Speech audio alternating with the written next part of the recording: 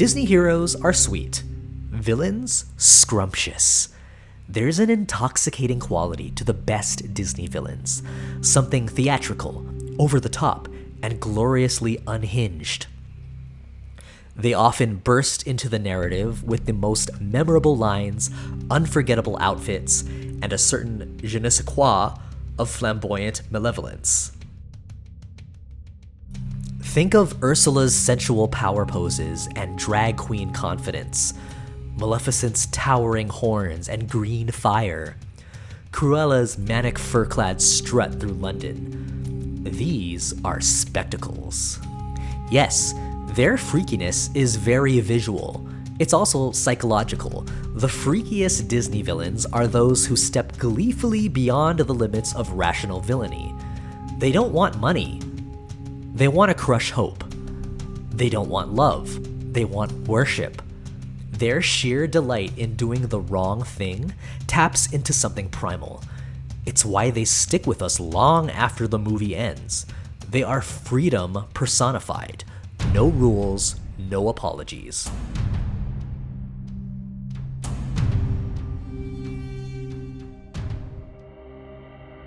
Lined across my bookshelf like a beautifully sinister rogues gallery is my prized collection of Serena Valentino's Disney Villains book series.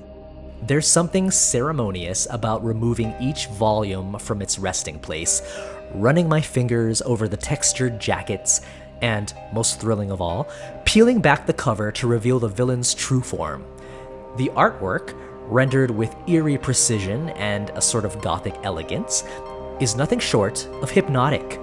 Each illustration unveils a deeper, darker version of the villain you thought you knew. The covers are illustrated to perfection, with a striking duality. On the outside, the mask of civility or fairy tale polish. Inside, the unfiltered essence of corruption and obsession. The cover artists deserve endless praise for capturing not only the aesthetic of each character, but also the psychological descent at the heart of Valentino's storytelling. Reading the books in order, starting with Fairest of All, which peels back the vanity and heartbreak of Snow White's evil queen, all the way to Fire and Fate, which plunges into the infernal realm of Hades, is like stepping into a curated descent into madness. Each installment, The Beast Within, Poor Unfortunate Soul, Mistress of All Evil, Mother Knows Best, The Odd Sisters, Evil Thing, Cold Hearted, Never Never, Kill the Beast, layers character complexity with rich emotional backstory. Valentino turns what were once cartoon villains into literary anti-heroes, still dangerous, still wicked, but also freakishly human. And the saga isn't over yet. Heartbroken explores the Queen of Hearts from Alice in Wonderland. It gives us a glimpse behind the curtain of her madness. If the previous books are any indication, the Queen of Hearts won't just be screaming off with their heads, she'll be ripping our hearts out in a whole new way. And that perhaps is where our collective obsession with Disney villains begins, in their freakiness.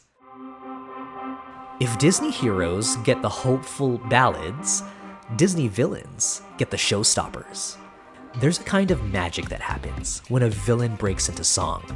It's theatrical, bold, unapologetically extra, and often wildly entertaining. These musical numbers are where the villain fully blossoms, not just as a threat to the hero, but as the star of their own twisted narrative. The best villain songs are irresistibly catchy and dripping with camp, allowing us to revel in their wickedness while humming along. Take Ursula's Poor Unfortunate Souls. Pat Carroll's vocals ooze sass, seduction, and sarcasm, while the lyrics walk a brilliant line between manipulation and mockery. She may be evil, but she's also fabulous. It's pure villain camp, theatricality turned up to 11. Scar's Be Prepared is essentially a fascist musical review, with goose-stepping hyenas and green fog pouring across the screen. But we love it. The song is menacing, yes, but also over the top in its melodrama, with Jeremy Irons practically licking every syllable with villainous glee. It's Hitler meets Hamlet in a catchy 5-minute number, and we eat it up. Then there's Friends on the Other Side, a voodoo-fueled fever dream sung by Dr. Facilier that's equal parts sinister and jazzy. And we can't forget Hellfire from The Hunchback of Notre Dame, which somehow made religious repression and lust into one of Disney's most disturbing and unforgettable songs. One of my favorite examples of exceptional voice acting comes in the form of Mother Knows Best, the reprise from Tangled. This was truly the performance of a lifetime. In this brief but emotionally charged moment, Donna Murphy transforms Mother Gothel from a superficially charming manipulator into a cold, venomous villain. And she does it almost entirely through vocal nuance.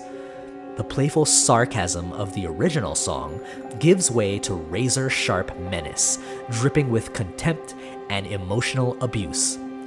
Murphy's voice tightens, darkens, and slithers through the lyrics, expertly conveying Gothel's desperation to regain control over Rapunzel while cloaking it in feigned maternal concern.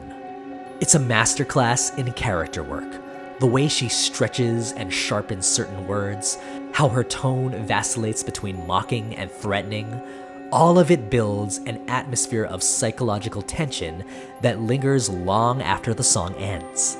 This reprise moves the plot forward and reveals the terrifying depths of Gothel's narcissism and manipulation. In less than 2 minutes, Murphy leaves an indelible mark, reminding us how powerful and unsettling a performance can be when an actor fully understands the emotional stakes behind every line. All these musical moments allow villains to monologue in melody, to expose their grand plans, deep desires, or inner torment with flair. They're often the most visually creative parts of the film too. Dark layers, glowing potions, swirling shadows, or firelight flickering on devilish smiles. It's camp with teeth, glamour with a growl. And crucially, these songs stick. Long after the credits roll, we're still humming the villain's tune. They've wormed their way into our ears and our dark little hearts. Of course, Disney knows exactly what it's doing. Villains sell. Whether it's mugs featuring Hades' sardonic smirk or Ursula-themed spirit jerseys, the merchandising machine behind these antagonists has turned menace into marketable magic. You can buy lipstick inspired by the evil queen, sip cocktails at Disney villains-themed after-hours events, and strut your own villain-era style with Loungefly backpacks adorned with glittery versions of Dr. Facilier. Even Disney theme parks have leaned into this love affair. The villains have long haunted seasonal celebrations, like the parade where Maleficent rolls in as a dragon-shaped float breathing real fire, and the Oogie Boogie Bash, where we're given TED Talks by some of the more obscure baddies. But now the obsession has crystallized into something permanent. Villains Land is officially under construction. Yes, a full-scale Disney theme park land dedicated entirely to the bad guys. Finally, the freaks are getting their fortress. Villains Land is truly symbolic, a sign that the dark side has not only been embraced, but enshrined.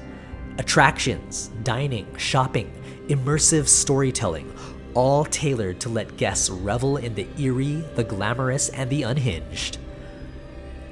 Why do we want to wear their faces? Why do we want to enjoy pretending to be them? Because villains give us permission. They let us flirt with darkness in a safe, stylized way. When Disney sells us the freaky side of its fairy tales, it's offering us a momentary escape from moral clarity. A taste of the forbidden, glamorized just enough to be palatable. The freakiness of Disney's villains resonates because it reflects what we hide. In a world where goodness is often expected, villains express all the rage, insecurity, vanity, and madness we usually push down. Serena Valentino's books give those impulses shape and narrative. They whisper that even the worst of us have a story, and even the freakiest among us are worth listening to. So yes, I keep my Valentino books displayed proudly. I admire those haunting inner covers, and every time I revisit the tales of treachery and transformation, I am reminded why these villains remain eternal. They are deliciously freaky.